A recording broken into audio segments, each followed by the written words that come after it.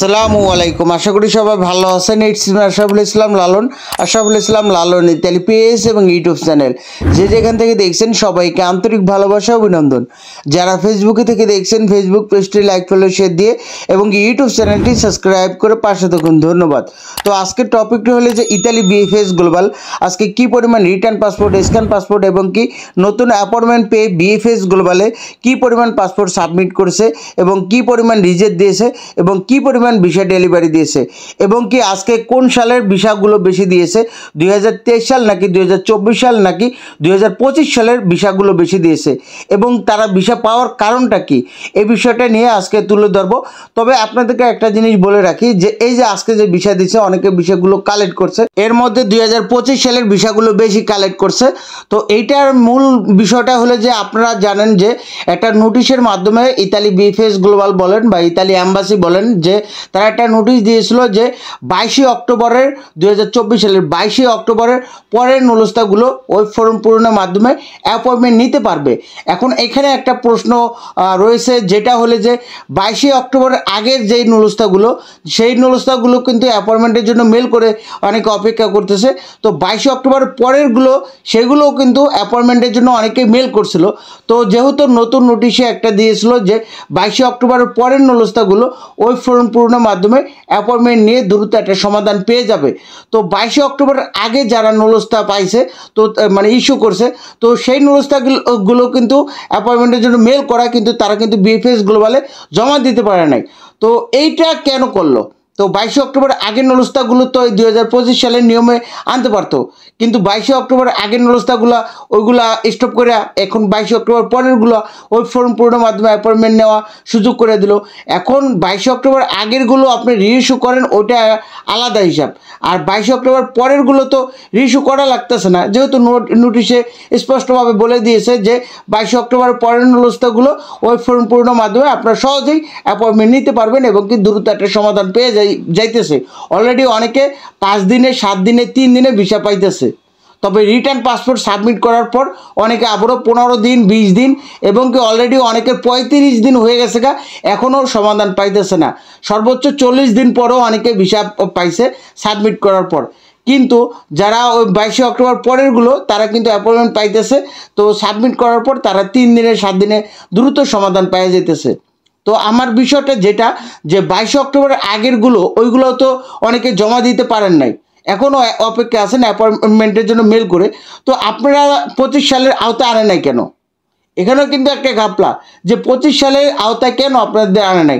আপনারাও তো জমা দিতে চান, আপনারাও তো একটা সমাধান চান, বা আপনি তো ভিসা চাইতেছেন না, যে আপনার ফেক কাগজ যদি হয়ে থাকে তাহলে তাদের কাছে ভিসা চাইতেছেন না, আপনারা চাইতেছেন যে তারা জমা নিক, যাচাই বাছাই করুক, যদি সব কিছু ঠিক থাকে তাহলে ভিসা দিবে।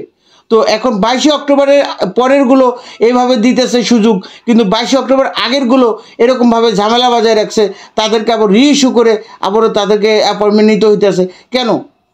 22 অক্টোবর পরেরগুলো তো রিইস্যু করা লাগতেছে না, তারাও ভুক্তভোগী, তারাও ভুক্তভোগী, এখানে তো কোনো পার্থক্য নেই। যেমন না যে শহর ভিত্তিক এরকমটা করতেছে। তো যেহেতু প্রত্যেকটা শহরের নিয়ম একই, তো এখানে আলাদাটা করার মানেটা কি? আরেকটা বিষয় হলো কি, যে এটা আপনারা হয়তো ভাবেন নাই যে 2023 সাল, 24 সাল এবং কি 2025 সাল অলরেডি চলতেছে। তো এখনও অনেক ভুক্তভোগী আছে রিটার্ন পাসপোর্টধারী, স্ক্যান পাসপোর্টধারী এবং কি অ্যাপয়েন্টমেন্টের জন্য মেল করে বসে আছে এবং কি তাদেরকে বলা হয় স্থগিত, তাদেরটা এখন যাচাই বাছাই করতে আরও সময় লাগবে 22 অক্টোবরের আগের গুলো। তো এই যে এত এত ভুক্তভোগী থাকার সত্ত্বেও তারা 2026 সালে কিন্তু আবারও নতুন করে গেজেট পাস করছে এবং কি 25 সালের অক্টোবরে কিন্তু আবারও নতুন করে ক্লিক ডে। তো এই যে নতুন নতুন করে তারা লোক নেওয়ার ব্যবস্থা করতেছে, কিন্তু এইগুলো তারা ক্লিয়ার করতেছে না। তো ইতালি পেপুত্রা যে জায়গা থেকে ক্লিয়ার দেয়, এই জায়গায় যদি পুরান কাগজ নিয়ে যদি কাজ না করতে পারে তাহলে তারা নতুনগুলো নিয়ে এত কাজ করার আগ্রহ কেন? পুরানগুলোই তো বসে রয়েছে, এখনও অপেক্ষা করতেছে, তাদেরকে ভালো মতো একটা ক্লিয়ার দিতে পারতেছে না, কিন্তু ঠিকই তারা নতুনগুলো নিয়ে কাজ করতে পারবে। তো এটা আসলে তাদের ধান্দামি, এটা সরকার জর্জা মেলেনি এটার সাথে জড়িত, কারণ ওর কথাই কিন্তু সব চলে। ও মন্ত্রণালয়, বিভিন্ন মন্ত্রণালয় এবং কি এই যে বাংলাদেশদের দেখতে পারে না, জর্জা মেলেনি আসার পরে কিন্তু ঘাপলাটা লাগছে। এই জর্জা মেলেনি চায় বাংলাদেশ থেকে অতটা লোক চায় না, তারপরও আইন অনুসারে তারা বাংলাদেশে দিতে বাধ্য থাকে। তারপর এই যে আমাদেরকে মানে দিবে, খাতা কলমে থাকবে বাংলাদেশে আছে, কিন্তু এরকমভাবে ঝামেলা বাজায় রাখবে। তো আপনারা ভাবেন যে 22 অক্টোবরের আগের নলস্তাগুলো কেন এখন ওয়েব ফর্ম পূর্ণ মাধ্যমে অ্যাপয়েন্টমেন্ট পাইতেছে না? এইটা কিন্তু একটা মূল বিষয়। হয়তো আপনারা এখনও ভাবেন নাই যে ঠিক আছে তারা একটা নোটিশ দিল 22 অক্টোবর পরেরগুলো ওয়েব ফর্ম পূরণের মাধ্যমে অ্যাপয়েন্টমেন্ট পাইতেছে, অলরেডি অনেকে ভিসা পাইতেছে, তো তারা 22 অক্টোবরের আগের নলস্তাগুলো ওয়েব ফর্ম পূরণের আওতায় আনলো না কেন? তো এখানে যারা 22 অক্টোবর পরে যারা অ্যাপয়েন্টমেন্টের জন্য মেল করছে তারাও কিন্তু ভুক্তভোগী ছিল, তো তাদেরকে এই সুযোগটা দিয়েছে। আমরাও চাই যে 22 অক্টোবরের যারা ভুক্তভোগী আছেন অনেকে, তাদেরকেও যাতে 2025 সালে যে ওয়েব ফর্ম পূরণের মাধ্যমে অ্যাপয়েন্টমেন্ট পায় তাদেরকেও যাতে এই সুযোগটা করে দেয়। তারা জমা দিবে, এমন না যে তারা ভিসা পাইতে চাইতেছে, ভিসা পাবে যদি ডকুমেন্ট ঠিক থাকে, তাহলে তো ভিসা দিবেন, একটা সমাধান চাইতেছে। আর রিটার্ন পাসপোর্টধারী, স্ক্যান পাসপোর্টধারী, তো আপনাদের কাজটা আসলেই বললাম যে সেই একটা সপ্তাহ প্রচুর পরিমাণে গণহারে সাবমিটেড এসএমএস দিল, কিন্তু এখনও সাবমিট করে, তবে আশা অনুরূপ ওইরকমভাবে সাবমিট করে না। এই যে কয়টা সপ্তাহ লাগায় এখনও ওইগুলাই ভিসা ডেলিভারি দিতেছে, গণহারে জমা নিয়েছে ঠিকই, কিন্তু এখন আমাদের তো বললাম যে মূল টার্গেট হলো কি পরিমাণ সাবমিট করে। আজকে অনেকে ভিসা পাইছে, এই যে 25 সালেরগুলো বেশি ভিসা পাইছে, তবে যারা সাবমিট করছে 23 সালের এবং কি স্ক্যান পাসপোর্টে জমা দেওয়ার পর আবার মেন পাসপোর্ট সাবমিট করছে, তারাও কিন্তু আজকে ভিসা পাইছে। তবে আপনাদের আরেকটা বিষয় বলে রাখি যে আপনারা দীর্ঘদিন ধরে আপনারা বলতেছিলেন যে একটা মানববন্ধন, অনশন বা গণ অবস্থান কর্মসূচি যেটাই বলেন, যে একটা কর্মসূচি করার জন্য, তো অনেকে বলেন যে আন্দোলন করেন। তো আপনাদের উদ্দেশ্যে এবং কি আপনাদের বলাতে কিন্তু আমরা একটা উদ্যোগ নিতেছি যে আগামী 23 জুলাই 2025 রোজ বুধবার সকাল 10টায় ইতালি অ্যাম্বাসির সামনে। তো আপনাদের যে গতকাল আমি একটা ভিডিও বানাইছিলাম, সেই ভিডিওতে আপনারা শেয়ার দেন 15টা 20টা, তো শত শত ভুক্তভোগী আমার ভিডিওগুলোও আপনারা অনেক অনেক মানুষ দেখেন। তো এই যে 17টা বা 15টা শেয়ার দেন, এখন আবার কমেন্ট দেখা যাইতেছে 10টা 12টা বা 15টা 20টা করে যদি কমেন্ট করেন, তো আপনি যে আসবেন, আপনি আসার যে অনুভূতি বা আপনি যে কমেন্টটা করছেন, এইটা দেখে যে আরও 10 জন যে ভিডিওটা দেখলো, কেউ যে এই কমেন্ট দেখে আগ্রহ পোষণ করবে যে না সবাই চারপাশ থেকে সকল জেলা থেকে ভুক্তভোগীরা আসবে, আমারও যাইতে হইব, যেহেতু আমিও ভুক্তভোগী, দীর্ঘদিন ধরে অপেক্ষা করতেছি একটা সমাধানের জন্য। দেখেন এখানে ভুক্তভোগী কে না, রিটার্ন পাসপোর্ট, স্ক্যান পাসপোর্ট, অ্যাপয়েন্টমেন্টের জন্য মেল করে বসে আছেন, তারপর family visa, tourist visa, business visa, প্রত্যেকটা সেক্টরে ফ্যামিলি ভিসা এতদিন ভুক্তভোগী হয়ে থাকার কথা না, কিন্তু এইটাও বাংলাদেশের জন্য একটা বিরল ঘটনা যে 1 বছর 2 বছর ধরে তারা পাসপোর্ট সাবমিট করে এখনও একটা সমাধান পাইতেছে না। তো ইতালি যে ঘাপলা তাদের মধ্যে ঢুকে আছে, এটা কোনো সন্দেহ নাই। তো এইটা দমন করার জন্য আমাদের প্রতিবাদ। আর এই যে মানববন্ধন বলেন বা অনশন বলেন, এটা কোনো খারাপ কিছু না, ইতালিতেও মানববন্ধন হয়, এটা আপনাদের নাগরিক দায়িত্ব। আপনার দায়িত্বটা বা আপনার নাগরিকের যে কর্তব্য তারা পালন করতেছে না, এইটা আপনি তাদেরকে মানববন্ধনের মাধ্যমে বা আপনার একটা গণ অবস্থান কর্মসূচির মাধ্যমে এটা সমাজের কাছে তুলে ধরবেন, তখন হয়তো তারা এটা পদক্ষেপ নেবে। এটা খারাপ কিছু না, এটা আপনি ভাঙচুর করতেছেন না, আপনার দীর্ঘদিন ধরে আপনার কোনো সমাধান পাইতেছেন না, এটাই আপনার সরকারের কাছে তুলে ধরতেছেন যে আমার এইখানে কষ্ট, আমি এতদিন পরও সমাধান পাইতেছি না। তো এটা খারাপ কিছু না। তো দেখা যাইতেছে আপনারা ভিডিওগুলো ওরকমভাবে শেয়ার করেন না, মানববন্ধনের ডাক দেওয়া হয় আপনারা ওরকমভাবে উৎসাহ দেখি না, তাহলে এটা কি রাজনৈতিক কোনো আন্দোলন বা কোনো মানববন্ধন? এইটা যার যার স্থান থেকে ভুক্তভোগীদের নিজেদের উদ্যোগ নিতে হইব। তো আমি ভিডিওটা করলাম, আমার ভিডিওটা তো এইটাই উদ্দেশ্য, আপনার ভিডিওটা শেয়ার করলে তো আরও 10 জন আসবে, আপনি নিজে কমেন্ট করলে আরও 10 জন কমেন্ট করবে, কারণ সবাই আগ্রহ দেখাইবে। যদি না দেখান তাহলে তার কেউ আন্দোলন মানববন্ধন কিছুই করতে পারবে না, কারণ এখানে কারো স্বার্থ নাই, যার যার স্বার্থর জন্য সেই আসবে। তো এখানে কোনো রাজনৈতিক কোনো আন্দোলন না বা মানববন্ধন না। আপনি একটা বাইরে দেশে যাবেন, যেটা ইতালিতে, যেহেতু সকল ভুক্তভোগীরা যাইতে চাইতেছেন, দীর্ঘদিন ধরে সমস্যার মধ্যে আছেন, তো এইটাই আপনারা তুলে ধরবেন।